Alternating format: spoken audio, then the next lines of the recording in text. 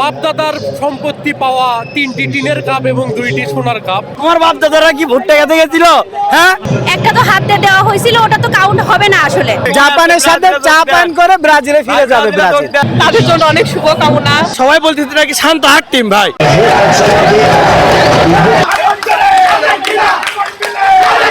আসলে এই যে আর্জেন্টিনার জার্সি, তারা সবসময় বলে আর কি যে তারা নতুন নতুন জার্সি প্রতি বছর পরিবর্তন করে। তো আমার যেটা মনে হয় তাদের আসলে জার্সিতে 2টা স্টার দেওয়া উচিত। এটার কারণ হচ্ছে যে একটা তো হাত দিয়ে দেওয়া হয়েছিল, ওটা তো কাউন্ট হবে না আসলে। তো ওটা তো আসলে এখন যদি হতো তো ওটা তো আসলে ধরা হতো না। তো আসলে তাদের স্টার হচ্ছে 2টা। তো আশা করি তারা 3 নাম্বার স্টার যেটা বলে সেটা হচ্ছে যে লোডিং, সেই 3 নাম্বার স্টারের জন্য তাদের শুভকামনা। প্রথমত বলি, ব্রাজিলের যে 5টি স্টার তার মধ্যে 3টি জুয়েলারি মেকআপের। তো আসলে জুয়েলারি আর ফিফা 2টি কিন্তু আলাদা। তো বাপদাদার সম্পত্তি পাওয়া 3টি টিনের কাপ এবং 2টি সোনার কাপ, সেই হিসেবে আর্জেন্টিনা 3টি সোনার কাপ নিয়ে 3টি স্টার নিয়ে আছে। এবার অবশ্যই আমরা আশাবাদী, এবং বর্তমানে বিভিন্ন খেলাধুলা থেকে যেটি বোঝা যাচ্ছে আর্জেন্টিনা 4 স্টার লোডিং। আর্জেন্টিনা খুবই ভালো লাগছে, বিশেষ করে যারা এই সুন্দর খেলার আয়োজনটা করছে ছাত্র দলের পক্ষ থেকে।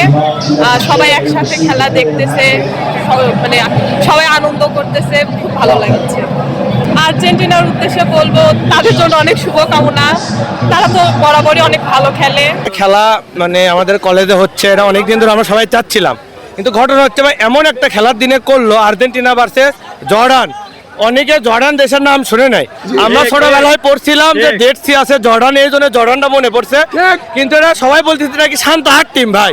আর এই টিম মানে আপনার 7-8 বছর অন্তর অন্তর একটা গোল করে, সেই গোলটা আর্জেন্টিনার সাথে করছে। এটা মানে আর্জেন্টিনার জন্য এটা লজ্জার বিষয়।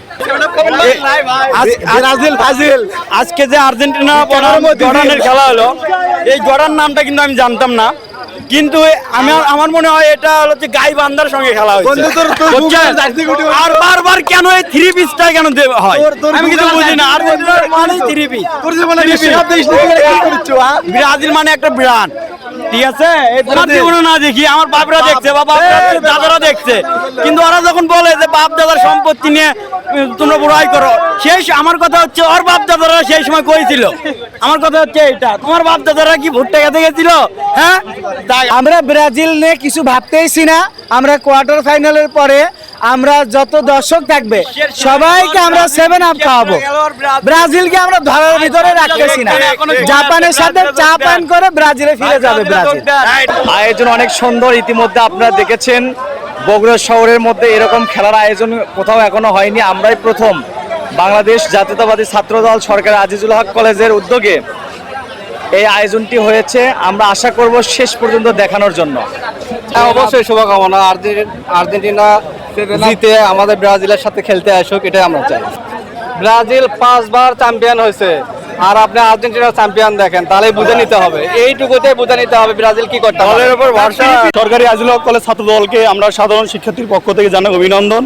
আমরা মানে খেলা দেখে মানে অনেক উৎসাহিত আর কি। সাধারণ শিক্ষার্থী আমরা আজকে যে খেলাটা দেখতেছি এতে অনেক মানে আনন্দিত আমরা আর কি। অনেক সুন্দর লাগতেছে। সরকারি আজিজুল হক কলেজের ছাত্র দলের সভাপতি এবং যারা এর সঙ্গে জড়িত আছে, আমি তাদেরকে আন্তরিকভাবে ধন্যবাদ জানাইতে চাই। খুব সুন্দর একটা আয়োজন ছিল আমাদেরকে, মানে এই ভালো একটা আয়োজন করে দেওয়ার জন্য।